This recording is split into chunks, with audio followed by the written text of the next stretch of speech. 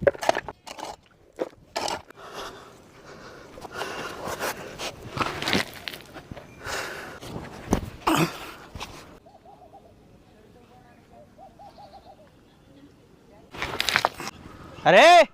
अजून झालं नाही का काम?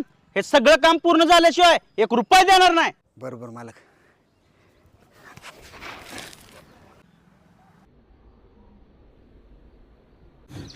बाळा चल, आजचं काम झालं, मालकाकडून पैसे घेऊ आणि तुला आयफोन आणायला जाऊ. दादा नको मला आयफोन. आज झाली मला परिस्थितीची जाणीव. तू फक्त माझ्या कॉलेजची फीस भर. मला भरपूर शिकून चांगल्या नोकरीला लागायचं आहे आणि तुझे हे कष्ट कायमचे संपवायचे आहेत.